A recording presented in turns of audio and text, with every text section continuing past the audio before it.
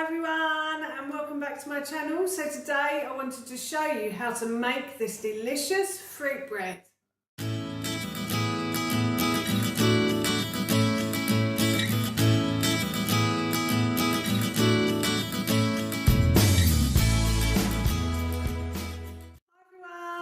Welcome back to my channel. So today I want to show you how to make my delicious fruit bread. But before I do, if you are new to my channel, then hello and welcome. It's lovely to have you here. And if you like these kind of videos and would like to see more, then I upload every Tuesday, Thursday and Saturday at 7 AM. So don't forget to hit that subscribe button for more videos like this one. So, as I mentioned earlier, I'm going to show you how to make my delicious fruit bread today. This came about because my son and husband love eating a certain commercial coffee shop chain, Fruit Toast. And I get quite envious when they have it. They only ever have it occasionally, but it always looks so good. And there was one time I was sitting there thinking, can I make fruit toast at home without the gluten? And I can eat spelt flour, and I have made breads with spelt flour. So I then decided to try and make a fruit loaf with it, with spelt flour. It turned out brilliantly. My son and husband loved it. So I wrote a recipe for my blog, which I will link down below for you. And I'm going to make a video today just to show you how to make it. It's a really quick and simple recipe, and it's really easy to do as well. So here is how I make my fruit bread. So the first thing I'm going to do is put 500 grams of wholemeal spelt flour into my large mixing bowl. And then I'm going to add 2 teaspoons of cinnamon, 2 teaspoons of ginger, a half a teaspoon of nutmeg, a half a teaspoon of cloves, a quarter teaspoon of vanilla powder, and just a pinch or 2 of salt. That's in this glass jar which I've already mixed round, so I'm going to add this to the flour as well and then mix that together. And then I have a 7-gram sachet of yeast. It's just industrial yeast, but I've made sure it's got no gluten in it either. I had to go to my local M&S to get it actually, because my Sainsbury's didn't sell it. So I was a little bit annoyed at that. The ones they do sell in there have gluten in them, but the M&S one doesn't, so that's good. And then I'm just going to mix these together. And then once they're mixed, I'm going to go over to the hob. So that's that done, and I'll see you at the hob. So here I've got 300 mils of oat milk in a pan, and I'm just going to turn this on to, no, wrong one, to a medium heat. And then I'm going to add 1 tablespoon of honey to that. So I'll just add that in. That's it. Lovely. Adding that in. And then I've also got, so this is 50 mils of ghee. Now in the recipe on the blog it actually says olive oil, but you can use butter or margarine. I've used ghee because I've had some in the fridge, and I've just done a recipe on this which I will also link in the description box below for you too. So I'm just going to add this in as well, and then I'm going to let these ingredients melt down and let the milk and all of these ingredients come to a tepid temperature. You need it at a tepid temperature because if you have it too hot, you burn off the yeast in the bread and then your bread won't rise.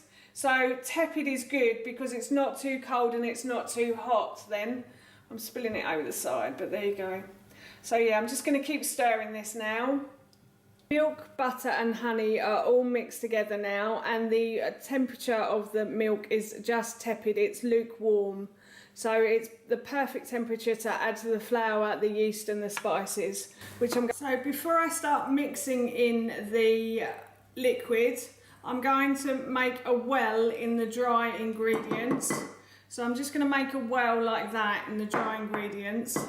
And then I'm going to add the liquid bit by bit. I think you do this so that you don't shock the yeast and it's just a gentle process for the yeast. So I just add this gradually until it starts to form a dough.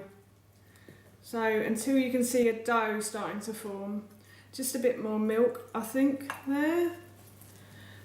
And then once the dough starts to form, you'll get your hand in and start kneading the dough. Hopefully that's going to happen soon. So yeah, I think it's going to start to happen soon. It's nearly all in. Thankfully the butter is all floated to the top of the milk, so it's going to be really like buttery bread. It's going to taste yummy, I reckon. This is the first time I've made it with ghee, so I'm hoping it's okay. I've only just started experimenting with ghee.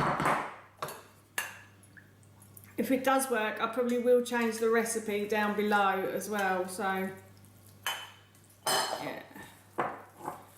Right, so it's starting to form a dough now, so I'm going to get my hand in a minute. So it's starting to form a dough. So what I'm going to do is I'm just going to get my hand in, get all of that off, and put my hand in, and I'm going to start to try and form a dough ball with it all in here. It doesn't matter if it spills over the edges either, because you're probably going to use that in a minute. And once it starts to form a dough ball, you can tip it out onto your side and then start to knead the dough.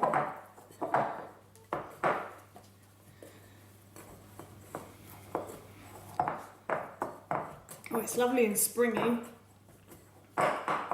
Right, let's tip it out.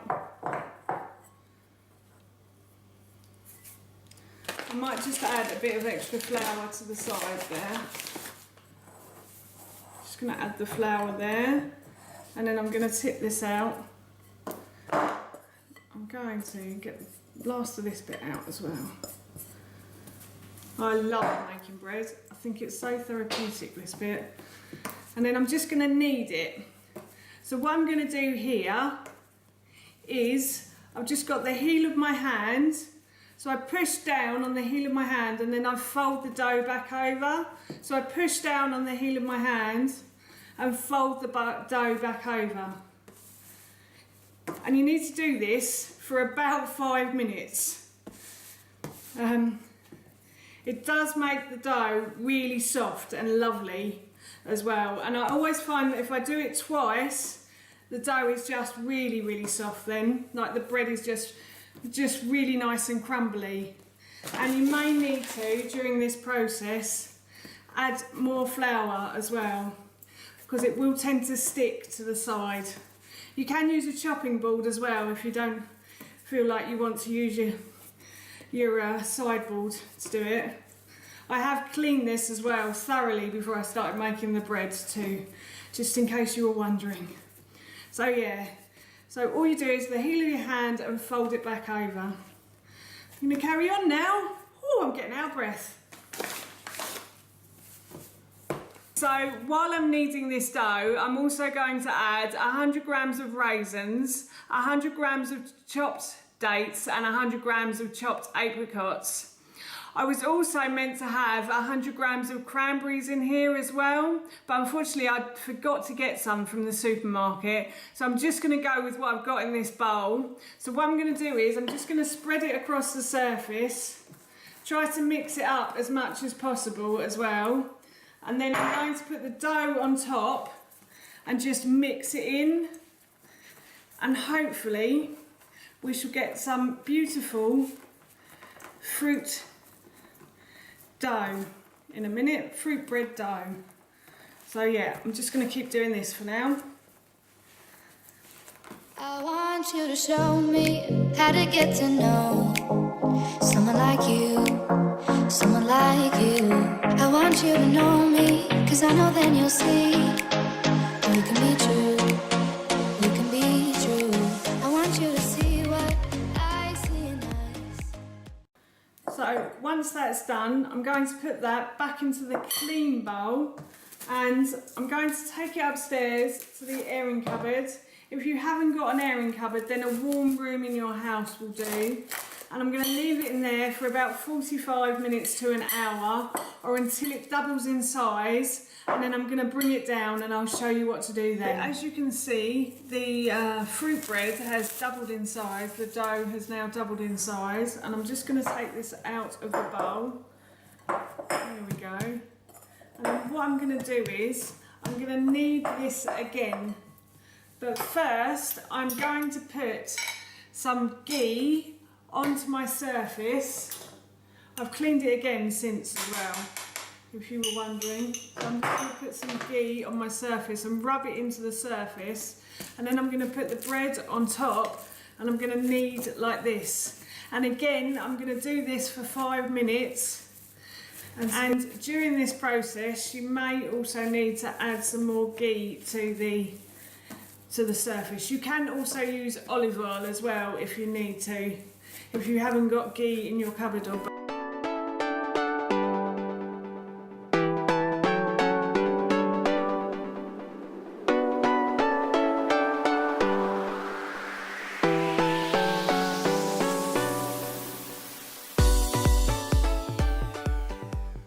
So that's kneaded now, and what I'm going to do is I'm going to get a loaf tin. If you don't have a loaf tin, you can use any sort of baking tray, and then I'm going to put a bit more ghee in the bottom of the tray, and I'm just going to spread that around the sides of the tray and the bottom with my plastic brush. So that's that done. And then once that's done, I'm then going to fold both bits of the bread over and then pinch the ends together and then turn it over, and hopefully you should have something that resembles a loaf. Yep, there's a little loaf. I'm going to put that into my loaf tin. I'm going to cover it in just a tea towel, and I'm going to put that into my airing cupboard again for another 40 minutes. But halfway through I'm going to take it out and I'll show you what I'm going to do with it then. And while the dough is in the airing cupboard, I'm also going to preheat the oven to about 180, 170. This I've found does burn quite quickly, so it's always good to set it to a sort of a lower temperature just in case, but it will still cook. So I've just removed the fruit loaf or the fruit dough from the airing cupboard, and what I'm going to do now is I'm just going to cut in crosses across the top of the bread. So I'm going to go that way, and then I'm going to go like that, and that will stop the bread from splitting at the top. So, and it also looks quite pretty as well, I think.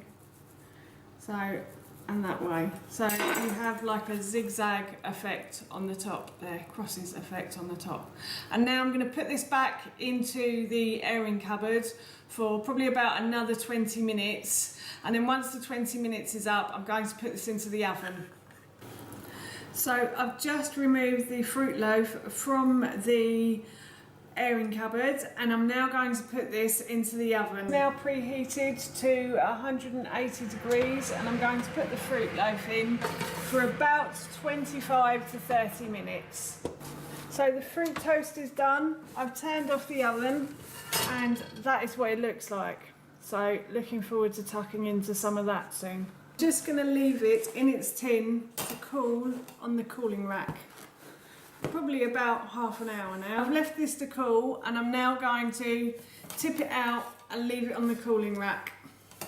So this is still a bit warm, but it smells so good that I'm just going to have to give it a try and see what it's like on the inside. Oh, it's perfect. Yep. Really good bread. This looks yummy. So I'm going to give this a try now. Just going to cut the end off. Good.